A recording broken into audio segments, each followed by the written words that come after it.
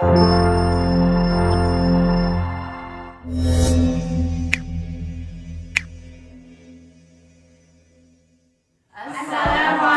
warahmatullahi wabarakatuh. Perkenalkan, kami dari kelompok 3 PAI semester 7 reguler yang beranggotakan saya Dina Nur Amalina sebagai moderator, saya Nurul Apriatin sebagai pemateri kedua, saya Noviana Nabila sebagai pemateri, dan saya Hairul Umam sebagai pemateri. Pada mata kuliah pengembangan sistem evaluasi pengajaran PAI, dosen pengampu Firda Halawati MPD yang akan membahas tentang macam-macam bentuk tes hasil belajar. Langsung saja, materi pertama akan disampaikan oleh Saudara Hairul Umam. Waktu dan tempat dipersilakan. Mari Cap.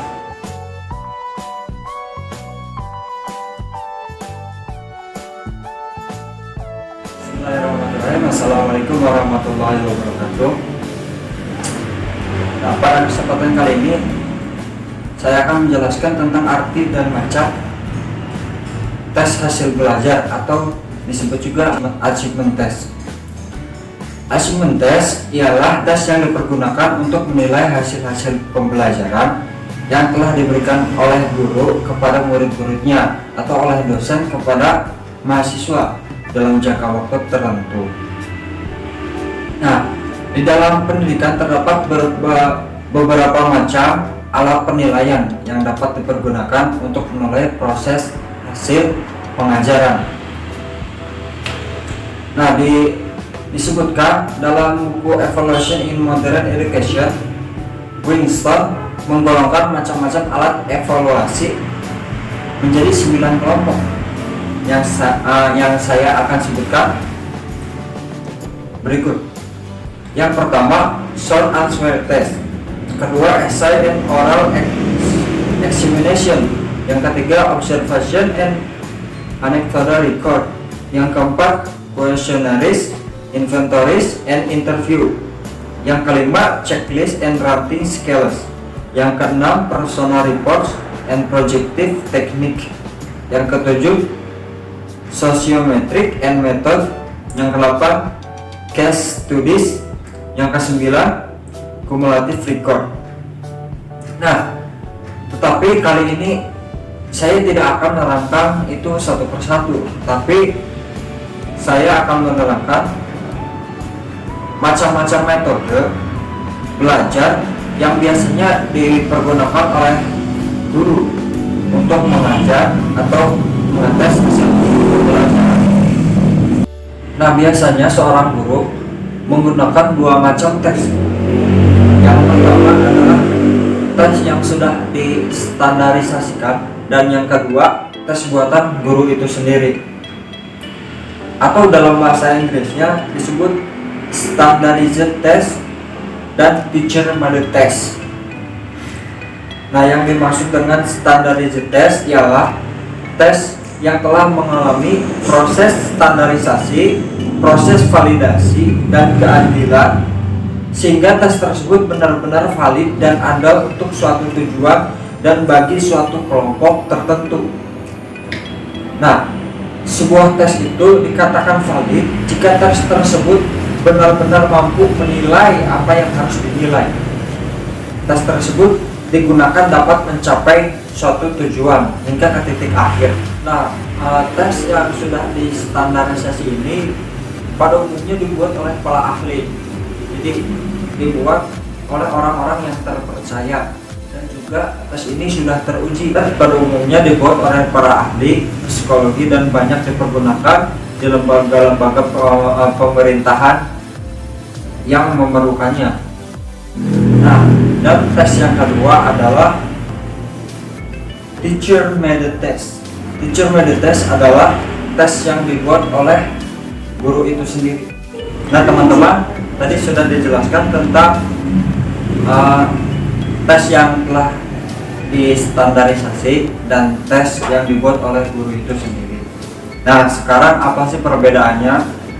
Nah, perbedaannya standardized achievement test yang pertama didasarkan atas isi dan tujuan-tujuan umum bagi sekolah di seluruh negara atau daerah, berarti cakupannya luas. Nah, yang kedua berhubungan dengan bagian-bagian yang luas dan pengetahuan, kecakapan atau keterampilan, biasanya dengan hanya sejumlah item yang diperlukan untuk mengukur suatu skill atau topik tertentu.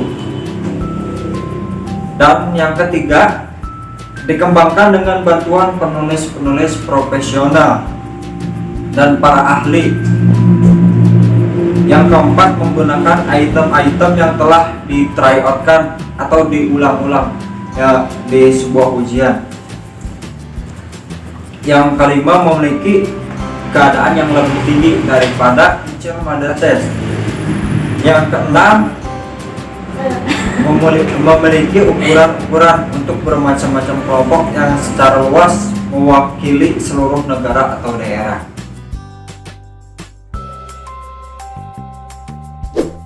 Yang selanjutnya yaitu teacher made test. Teacher made test yaitu tes buatan guru sendiri. Ada beberapa kriterianya, yaitu yang pertama isi dan tujuan-tujuannya khusus untuk kelas. Yang kedua menyangkut topik, kecakapan atau keterampilan khusus dan tertentu, atau menyangkut bagiannya yang lebih luas dari pengetahuan. Yang ketiga dikembangkan oleh guru itu sendiri. Yang keempat menggunakan item-item yang tidak pernah atau jarang di try outkan. Yang kelima memiliki keandalan atau tingkat kesulitannya yang rendah atau sedang. Yang keenam pemakaiannya terbatas di dalam suatu kelas. Achievement test ini digunakan di sekolah-sekolah. Achievement test itu dibagi tiga. Yang pertama tes lisan, yang kedua tes tertulis, yang ketiga tes praktik. Tes lisan yaitu berhadapan dua orang secara tatap muka antara guru dan murid. Yang kedua tes tertulis.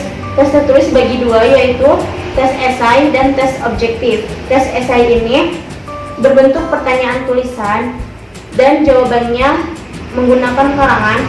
Pertanyaan berupa karangan, jawabannya berupa karangan. Yang ketiga jumlah nomornya terbatas, antara umumnya itu 5 sampai 10. Yang kedua tes objektif, jawabannya pendek-pendek dan contohnya itu tinggal memilih, menjodohkan atau mengisi kalimat yang rumpang.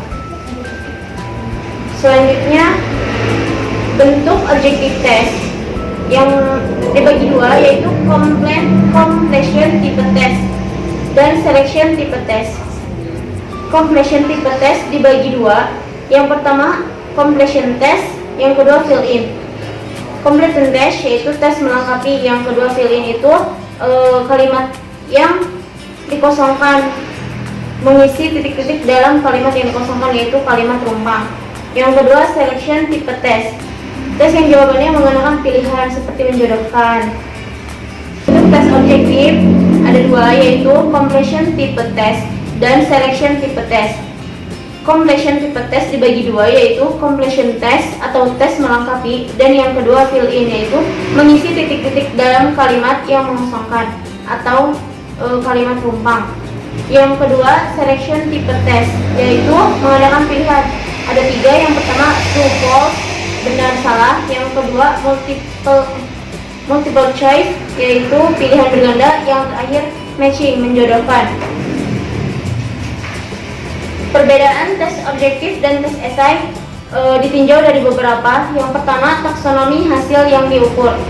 Tes objektif itu hanya mengukurnya dalam tingkat knowledge, pengetahuan, comprehension, aplikasi dan analisis, tidak cocok untuk tingkat sintesis dan evaluasi.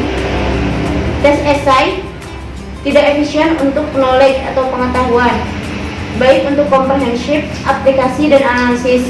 Tes esai ini sangat baik untuk evaluasi dan tingkat sintesis.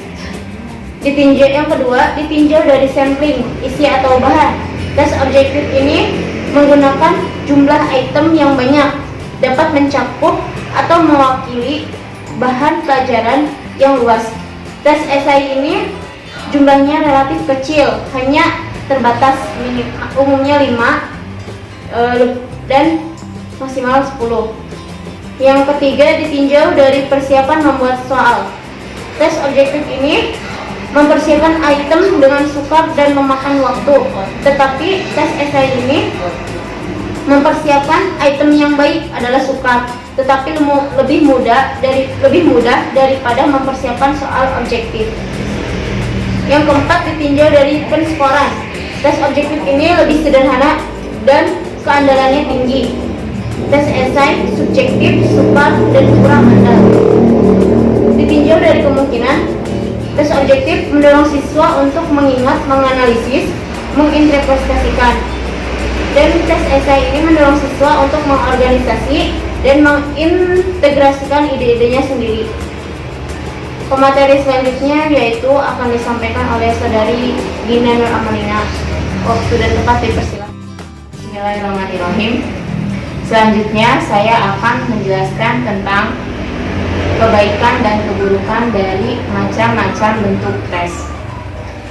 Setiap tes yang dilakukan oleh guru kepada siswa sebagai alat evaluasi bahan mengajar dan belajar pasti memiliki kelebihan dan kekurangannya masing-masing. Di sini saya akan mengemukakan beberapa kebaikan dan keburukan dari macam-macam bentuk tes. Yang pertama yaitu tes lisan. Ada beberapa kebaikan tes lisan. 1. Guru bisa menilai kepribadian dan isi pengetahuan siswa. Yang kedua, apabila siswa belum memahami pertanyaan yang diberikan oleh guru, maka guru boleh mengganti pertanyaan yang lebih mudah.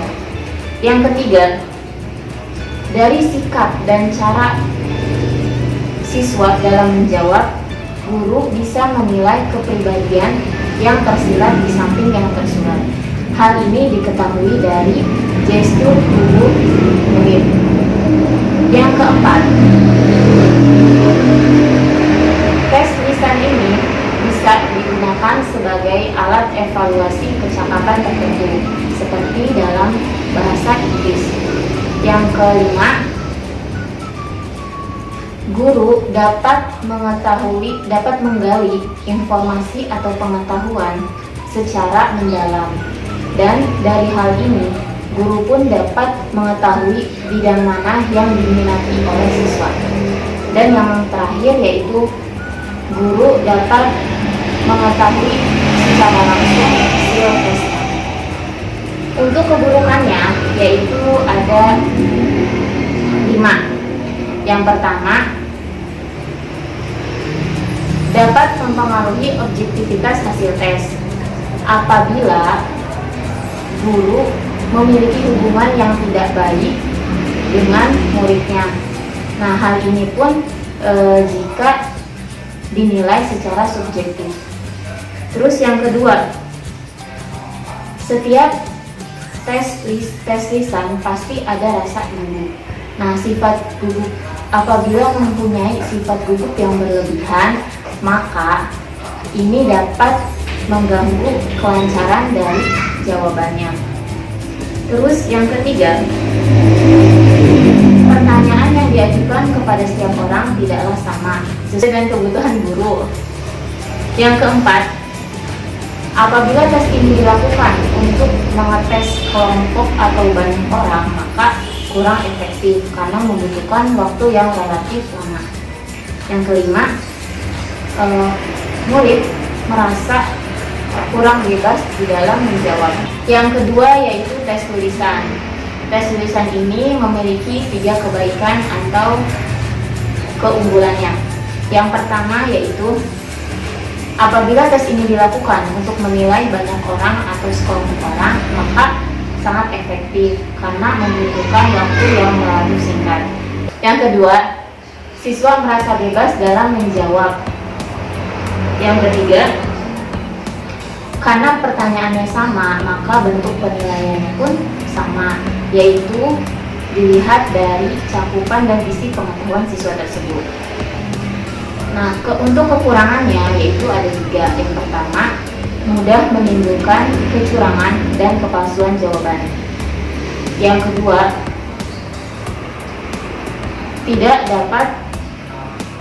guru tidak dapat benar-benar menilai individu. karena tes tulisan ini hanya dilihat dari tulisannya. Yang ketiga yaitu mudah menimbulkan spekulasi atau dugaan materi yang akan dites. Untuk yang tes ketiga yaitu tes esai. Tes esai pun memiliki beberapa kelebihan. Yang ke-1 yaitu bagi guru menyusun tes esai ini sangatlah mudah karena hanya membutuhkan sedikit tes besar. Terus yang kedua, penjawab memiliki kebebasan karena ia bisa mengeluarkan isi pikirannya secara bebas. Yang ketiga, melatih kreasi dan fantasi karena murid dapat menjawab sesuai dengan isi pikirannya dalam bentuk kalimat dan bahasa yang teratur. Yang keempat, lebih ekonomis karena tidak memerlukan kertas yang banyak. Pada umumnya tes esai ini hanya 5 soal, maksimal 10 soal. Keburukan dari tes esai ini, yang pertama yaitu kurang maksimal dalam menilai isi pengetahuan siswa yang sebenarnya. Artinya, tes ini tidaklah cocok untuk bahan pelajaran yang cakupannya luas. Yang kedua, karena kemungkinan jawaban yang sifatnya bermacam-macam, hal ini dapat mengganggu penilaian guru. Yang ketiga, baik buruknya tulisan atau panjang pendeknya jawaban mudah menimbulkan evaluasi dan penilaian yang kurang objektif. Dan yang keempat, karena karakteristik esai ini berbeda-beda dari setiap guru, maka dapat menimbulkan salah pengertian bagi siswa yang mengisinya. Dan yang terakhir yaitu tes objektif. Beberapa kebaikan tes objektif yaitu 1. Dapat menggunakan menilai bahan pelajaran yang cakupannya luas, bahkan selama bahkan pelajaran yang telah dipelajari selama setahun atau 2 tahun. Contohnya seperti UN, SBMPTN dan sebagainya. Untuk yang kedua, orang yang dites menjawabnya dapat bebas dan terpimpin karena di dalamnya sudah ada pilihan jawaban. Yang ketiga, sifatnya bersifat objektif. Yang keempat, karena tes ini tidak mudah menimbulkan spekulasi atau dugaan materi mana yang akan diujikan, maka dapat membimbing siswanya untuk belajar secara menyeluruh pelajarannya. Nah, untuk keburukannya, yang pertama yaitu kurang memberi kesempatan untuk menyatakan isi hati yang sesungguhnya, karena di sini siswa tidak disuruh untuk membuat kalimat. Yang kedua, memungkinkan anak atau penjawab berbuat coba-coba karena di dalamnya ada pilihan ganda, jadi mereka bisa tampil dalam menjawabnya. Nah, untuk menghindari hal ini, maka guru haruslah teliti dalam membuat soal dan membuat pertanyaan yang dapat terangsang pikiran anak. Yang ketiga, menyusun tes ini tidaklah mudah karena membutuhkan waktu yang relatif lama. Yang keempat, kurang ekonomis karena dalam menyusun tes ini memakan biaya dan membutuhkan banyak kertas dibandingkan dengan esai tes.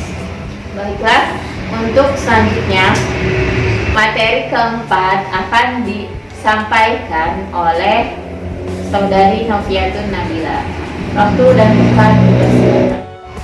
Baiklah, pembahasan yang terakhir adalah syarat-syarat menyusun tes objektif. Nah, syarat-syarat ini terbagi dua, ada syarat umum dan syarat khusus. Syarat umum yang pertama, bentuk tes objektif harus mengandung penjelasan atau suruhan bagaimana cara mengerjakannya, seperti Seperti berilah tanda silang pada huruf A, B, C, atau D. Oke. Dan kedua, penjelasan atau suruhan diusahakan jangan terlalu panjang, namun memakai bahasa yang baik disesuaikan dengan tingkat sekolah dan kecakapan bahasa anak.